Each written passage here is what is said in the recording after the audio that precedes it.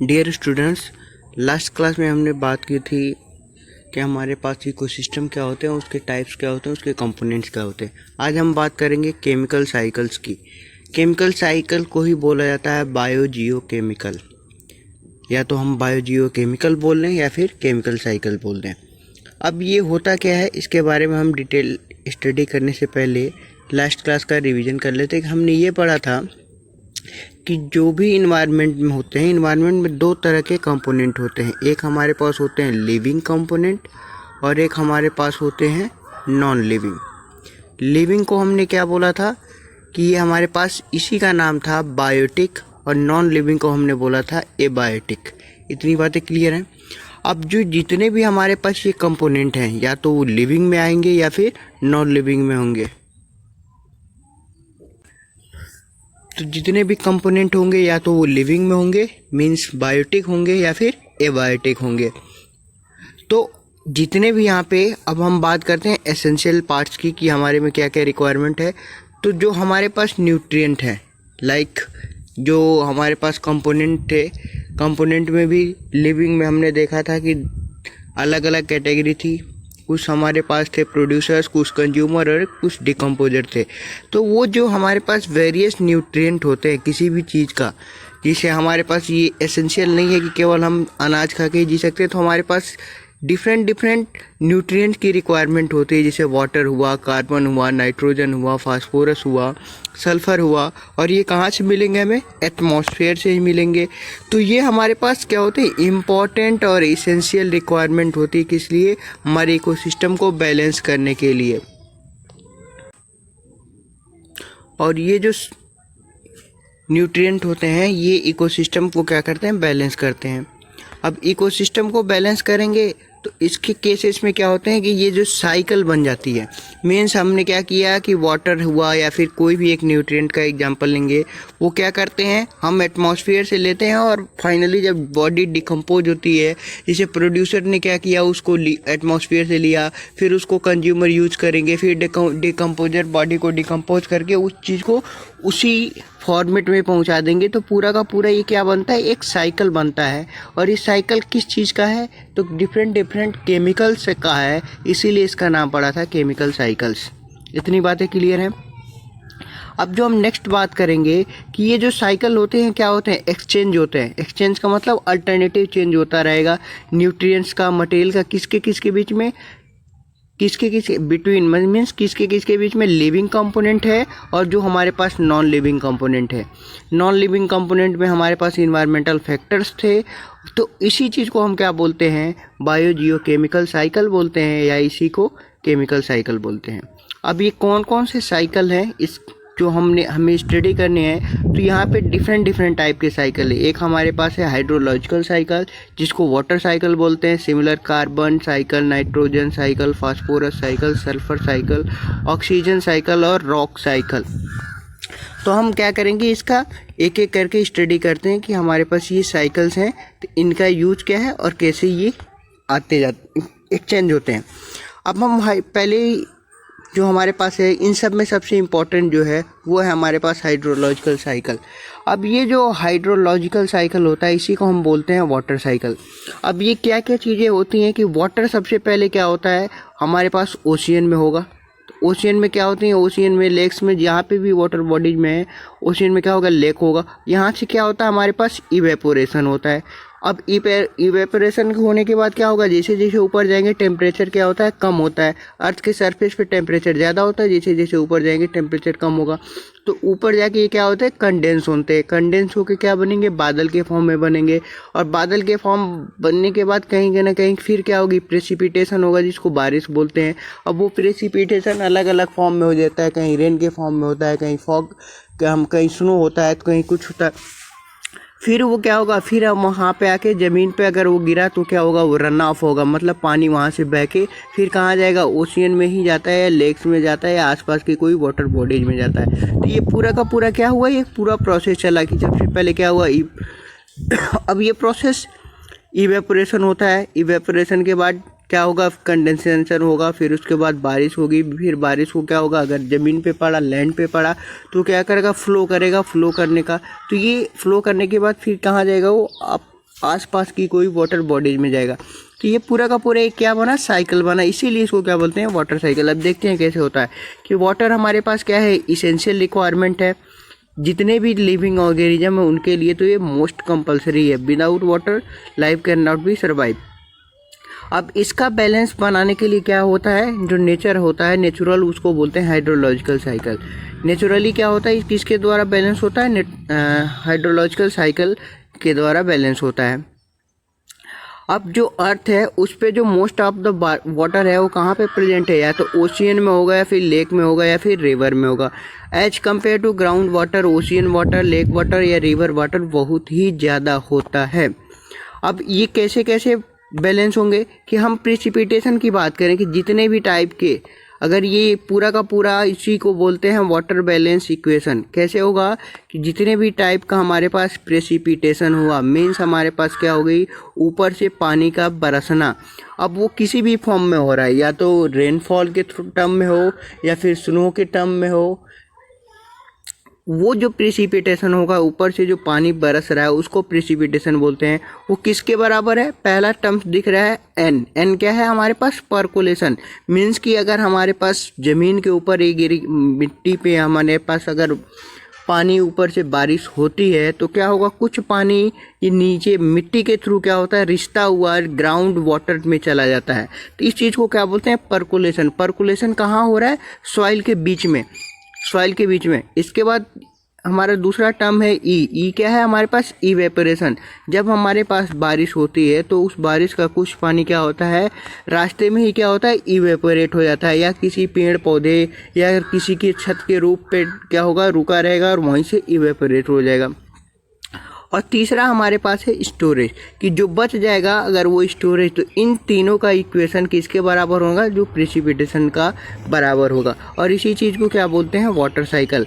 Procedure क्या था इसका, जो प्रोसीजर ये था कि हमारे पास सबसे क्या होगा कि जहाँ पे भी वाटर बॉडीज थी वहाँ से इवेपोरेशन होगा, फिर वो इवेपोरेशन ऊपर जाके बादलों के फॉर्म में कंडेंस होगा। कंडेंस होने के बाद क्या होगा, प्रेसिपिटेशन होगा, बारिश होगी, और वो बारिश अगर ज़मीन पे हुई तो वहाँ से पानी क्या होगा, बहेगा, जिसको क्या बोलते हैं, रन ऑफ। बहने के बाद क्या आ जाएगा कि वो पानी फिर आसपास की कोई वाटर बॉडीज में कलेक्ट होगी, या फिर पहुँच जाएगी ओशियन में। तो ये हमारे पास पूरा का पूरा एक साइकिल बनता है, इसी चीज़ को बोलते हैं वाटर साइकिल। अब हम नेक्स्ट बात करते हैं, नेक्स्ट हमारे पास साइकिल है, उसका नाम है कार्बन साइकिल। अब कार्बन साइकिल के बारे में बात करें तो जो कार्बन साइकिल होता है वो हमारे पास क्या होता है, बेसिक बिल्डिंग ब्लॉक होते हैं। मीन्स हमारे पास जितनी भी हड्डियाँ होती हैं वो मोस्टली जितने भी हमारे शरीर में उस पार्ट्स होते हैं उसका क्या होता है, शरीर में कार्बन का पार्ट्स ज़्यादा होता है, और सारे के सारे ऑर्गेनिक मैटर होते हैं। ये जो कार्बन होता है वो एटमॉस्फेयर में 3 टाइप्स में मिलता है, 3 तरह से मिलता है। पहला मिलता है कार्बन डाइऑक्साइड के रूप में, और ये कहाँ मिलेगा, जितने भी एयर हैं उनमें। दूसरा होता है रॉक में। रॉक जो हमारे पास जितने भी चट्टानें दिखेंगी उसमें क्या बोलते हैं, कार्बोनेट मिलते हैं, जैसे कैल्शियम कार्बोनेट एग्जाम्पल हुआ। और जितने भी फॉसिल फ्यूल हुए उसमें भी क्या होते हैं, कार्बन मिलते हैं। तो ये 3 हमारे पास बेसिक यूनिट्स होती है, जहाँ से हम 3 हमारे पास बेसिक कंपोनेंट होते हैं जहाँ से ये मिलेंगे। अब जो सबसे पहले बात करें तो सबसे पहले क्या होता है, कार्बन डाइऑक्साइड कन्वर्ट होता है किसमें, ऑर्गेनिक मैटर में। कैसे कन्वर्ट होगा, जैसे कि कार्बन डाइऑक्साइड एनवायरनमेंट में है, एनवायरनमेंट से वो क्या बनेगा, कार्बोहाइड्रेट बनेगा। और कार्बोहाइड्रेट बनने के बाद क्या होगा, किसी ये जो कार्बन डाइऑक्साइड कार्बोहाइड्रेट में बना और किसी अदर कॉम्प्लेक्स ऑर्गेनिक मैटर में बना। अब इस किसके थ्रू कन्वर्ट होगा, ये फोटोसिंथेसिस के थ्रू। जैसे हमारे पास कार्बन डाइऑक्साइड कहाँ है, एनवायरनमेंट में है।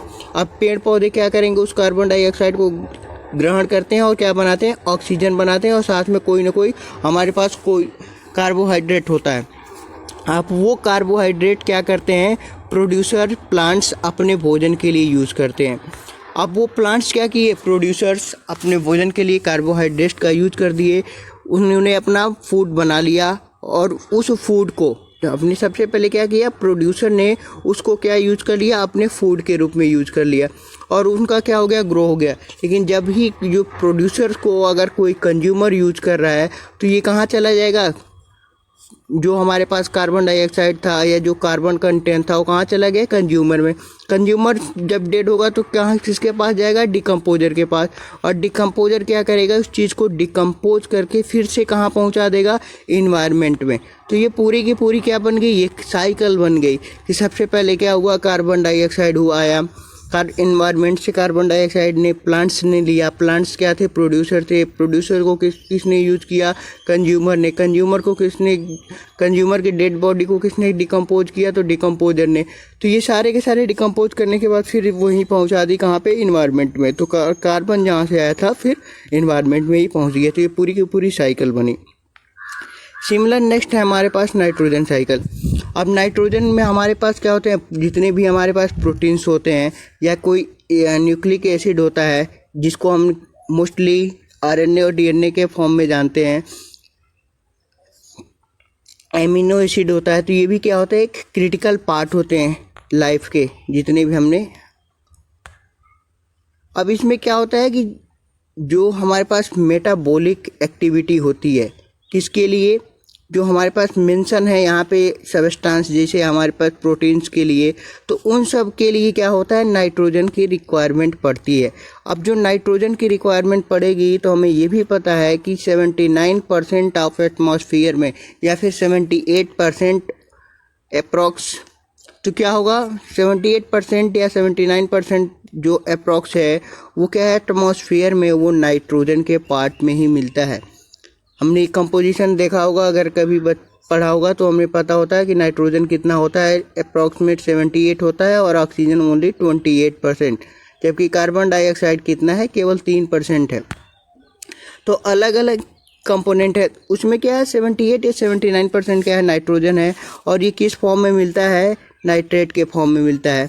अब ये अवेलेबल है इन्वायरमेंट में, तो इन्वायरमेंट में तो ये नाइट्रोजन अवेलेबल है, लेकिन उसको हम यूज कैसे करते हैं, तो सबसे पहले ये क्या होता है, फिक्सेशन होता है। जैसे जितने भी हमने देखा होगा दाल वाली सब्जियां होती हैं, वो क्या करती हैं कि उसमें सबसे ज़्यादा नाइट्रोजन की मात्रा मिलती है। क्यों, क्योंकि उन इन्वायरमेंट से एटमॉस्फेयर को कन्वर्ट करने की कैपेबिलिटी ज़्यादा होती है एज कम्पेयर टू अदर में। वही चीज़ें यहाँ पे है कि सबसे पहले क्या किया जाए, फिक्स किया जाएगा उसको इन्वायरमेंट से। अब ये फिक्स किसके थ्रू होगा, या तो ऑक्सीजन या कार्बन के साथ रिएक्शन करा के क्या बनाया जाएगा, इसको नाइट्रोजन को नाइट्रेट में कन्वर्ट किया जाएगा या फिर अमोनियम में कन्वर्ट किया जाएगा। अब ये जो इसके बाद क्या होगा कि ये कन्वर्ट फिर यूजफुल किसी, जैसे हमारे पास किसी अदर फॉर्म में हमारे पास क्या होगा, ये फिक्स होके और हमारे पास मिल जाएगा। अब ये जितने भी हमारे पास दालें होती हैं, तो दालें हमारे पास कहाँ से मिलेंगी, ग्रीन प्लांट से मिलेंगी। और जितने भी हमारे पास ग्रीन प्लांट्स हैं ये क्या होंगे, हमारे पास प्रोड्यूसर होंगे। फिर उस प्रोड्यूसर का यूज कौन करेगा, कंज्यूमर यूज करेंगे। और कंज्यूमर की बॉडी जब डेड हो जाएगी, अब कंज्यूमर में हम ये यहाँ पे डिस्कस नहीं कर रहे हैं कि कितने टाइप के होते हैं, क्योंकि हमें ऑलरेडी पता होगा या तो प्राइमरी होगा या फिर सेकेंडरी होगा या फिर टर्शियरी होगा। तो जितने भी हमने कंज्यूमर देखा, कंज्यूमर की बॉडी जब डेड हो जाती है तो फिर अगेन क्या होगा, वो किसके पास जाएगा, डिकम्पोजर के पास। डिकम्पोजर में क्या क्या आते हैं, बैक्टीरिया, फंगी आते हैं। तो क्या करेंगे, उसको डिकम्पोज करेंगे और डिकम्पोज करने के बाद फिर अगेन जो हमें नाइट्रोजन एटमॉस्फेयर से मिला था वो अगेन कहाँ पहुँच गया, एटमॉस्फेयर में पहुँच गया। तो ये पूरी की पूरी साइकिल बनी। सिमिलर हमारे पास क्या है, फास्फोरस साइकिल है। ये फास्फोरस साइकिल सिंपलेस्ट फॉर्म होता है और इसमें भी क्या है कि जितने भी अभी तक देखा था, इसमें क्या होगा कि लिमिटिंग फैक्टर होते हैं, क्योंकि हमें क्या होता है, फास्फोरस की बहुत ज़्यादा रिक्वायरमेंट नहीं होती। तो फास्फोरस को हम क्या करते हैं, या तो किसी अदर फर्टिलाइज़र के यूज में हम क्या करते हैं, प्लांट्स को गिवन करते हैं और प्लांट्स क्या होंगे, प्रोड्यूसर। अब जितने भी हमारे पास रॉक्स होंगे, एक तो फॉर्म ये हुआ कि हम क्या करें, कोई फर्टिलाइज़र के फॉर्म में क्या करें, प्लांट्स को दे, प्लांट्स क्या होगा प्रोड्यूसर, फिर वहाँ से जो आउटपुट आएगा वो कंज्यूमर यूज़ करेगा, फिर डिकम्पोज होगा तो फिर कहाँ फास्फोरस चला जाएगा एटमॉस्फेयर में। या फिर जितने भी रॉक्स हैं उसके क्या करते हैं केमिकल रिएक्शन करा के छोटे छोटे टुकड़ों में तोड़ दिया जाता है। अब जब छोटे छोटे टुकड़ों में तोड़ा जाएगा तो वो कहीं ना कहीं क्या होगा इरोड होके जाएगा, मतलब उड़ के जाएगा। अगर कोई रॉक एक जगह पे है, यहाँ पे बहुत बड़ी रॉक है, जब इसको तोड़ दिया जाएगा तो ये अलग अलग जगह पे जाएगा। अब या तो एयर के थ्रू मूव करके जाए या फिर वाटर के थ्रू मूव करके जाए, तो ये क्या होगा मूव करके जाएगा फास्फोरस। अगर वाटर के थ्रू जा रहा है तो वाटर में डिजोल्व होके जाएगा, अगर एयर के थ्रू जा रहा है तो किसी दूसरी जगह पे जाके मिट्टी बनेगा और उस मिट्टी में फास्फोरस की मात्रा ज़्यादा होगी। फिर उसमें जो प्लांट्स हम लगाएंगे उसमें भी उस प्लांट में भी फास्फोरस मिलेगा और उसको फिर कंज्यूमर यूज़ करेंगे और डिकम्पोज करके फिर पहुँचा देंगे कहाँ इन्वायरमेंट में जहाँ से आया था। तो ये था फास्फोरस। सिमिलर वे में हमारे पास सल्फ़र होता है। सल्फ़र जो प्रेजेंट होता है वो हमारे पास सल्फेट के फॉर्म में प्रेजेंट होता है, और इसके अलावा भी अलग अलग फॉर्म होते हैं। जैसे हमारे पास यहाँ पे दिख रहा है कि बायोलॉजिकली अवेलेबल ऑर्गेनिक सल्फर होते हैं, जो कहाँ होते हैं जनरली वाटर पूल। मीन्स हमारे पास जितने भी हम पूल्स देखते हैं, स्विमिंग पूल्स होते हैं या फिर सेलो सेडिमेंट, वहाँ पे कहाँ मिलेगा सल्फ़र मिलता है। या फिर दूसरा होता है कि वेरी स्लोली, कि यहाँ पे क्या होता है रिजर्वायर पूल्स होते हैं। जैसे हमारे पास रिजर्वायर कहाँ होगा जहाँ पे लार्ज वाटर बॉडीज को हम रिजर्वायर बोलते हैं। इसके बाद जो हमारे पास नेक्स्ट साइकिल है ऑक्सीजन का है। ऑक्सीजन का साइकिल क्या होता है कन्वर्ट होता रहता है, पूरी की पूरी साइकिल बनती है।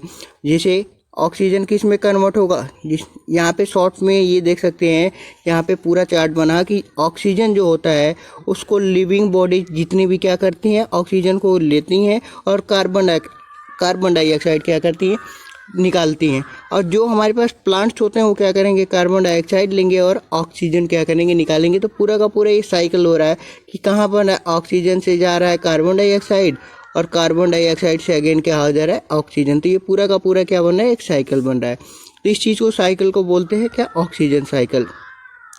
सिमिलर जो हमारे पास लास्ट साइकिल है जिसको हम बोलते हैं रॉक साइकिल। रॉक्स मीन्स चट्टान। अब चट्टान क्या होंगे कि ये भी हमारे पास डिफरेंट मटेरियल की बनी होती हैं। अब ये चट्टानें बनेंगी कैसे, अगर हम बेसिक पढ़ें तो हमारे पास ये पता होता है कि जो चट्टानें होती हैं वो हमारे पास क्या होता है जितने भी ज्वालामुखी होते हैं वो क्या हो गए वॉल्केनिक एरप्शन के बाद होगा। अब जहाँ से जो हमारे पास वॉल्केनिक एरप्शन होगा तो वहाँ से क्या निकलेगा मेल्टेड मैग्मा निकलेगा। मीन्स जो हमारे पास जिसको लावा बोलते हैं। अब वो मैग्मा निकलेगा तो उसकी क्या होगी कि वो सरफेस पे बहुत दिनों तक वैसे ही कंडीशन में क्या होगा लिक्विड फॉर्म में स्टे नहीं कर सकता। तो क्या होता है वो कूल होता है और क्या बन जाता है रॉक बन जाता है। अब ये जो रॉक होगा वो रॉक क्या होगा टाइम के साथ क्या होगा उसमें जो केमिकल्स रिएक्शन होंगे या कुछ फिजिकल फैक्टर्स होते हैं जैसे हवा चली आंधी चला पानी चला तो क्या हुआ फिर जितने भी रॉक था सबसे पहले सपोज कि हमारे पास इसका चार्ट के फॉर्म में हम देखते हैं। सबसे पहले क्या हुआ कि हमारे पास क्या अर्थ से ज्वालामुखी निकला तो क्या हुआ पूरा का पूरा यहाँ पे क्या हुआ मेल्टेड मैग्मा आ गया, पूरा का पूरा मैग्मा आ गया, जो लावा था वो वहाँ पे मेल्ट हो गया। अब उस पर क्या हुआ कोल्ड हुआ तो रॉक बन गया। अब वो रॉक क्या होगा कि जैसे ही उसमें फिजिकल केमिकल रिएक्शन होगा तो रॉक छोटे छोटे टुकड़ों में टूट जाएगा। अब टूटने के बाद एक प्लेस से कहाँ पहुँच जाएगा वो दूसरे प्लेस पे जाएगा। दूसरे प्लेस पे जाने के बाद क्या होगा अब वो तो रॉक रहा नहीं, वो तो टूट के छोटे छोटे टुकड़ों में बट गया। तो या तो वहाँ पे एक फिजिकल फैक्टर काम करेंगे जैसे हवा तेज चली तो अपने साथ उसके छोटे छोटे टुकड़ों को बहा ले गई, या फिर बारिश हुई तो बारिश के पानी के साथ वो बह गया। तो दूसरे किसी प्लेट पे जाके वो क्या होगा कुछ दिनों के बाद स्टे हो जाएगा, और स्टे होने के बाद फिर इसके ऊपर इसकी अगली लेयर आ जाएगी, इसके ऊपर इसकी अगली लेयर, तो फिर वो क्या होगा पूरा का पूरा एक रॉक फॉर्म में क्या हो जाएगा बन जाता है। मीन्स रॉक आया रॉक टूटा और फिर फाइनली वो क्या हो गया रॉक बन गया। रॉक बनते कैसे है कि जब हमारे पास किसी भी रॉक के टुकड़े पे जब किसी भी रॉक के टुकड़े पर जब लॉन्ग टाइम तक या हाई प्रेशर लग जाता है तो उससे क्या हो जाता है कि जो हमारे पास रॉक के टुकड़े होते हैं वो क्या हो जाते हैं सॉलिडिफाई हो जाते हैं, रॉक बन जाते हैं। अब ये इसी का जो पूरा का पूरा साइकिल होता है उसको रॉक साइकिल बोलते हैं।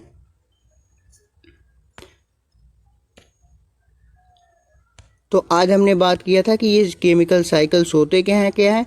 नेक्स्ट क्लास में हम बात करेंगे कि बायोडाइवर्सिटी क्या होती है और कितने टाइप्स की होती है। Thank you.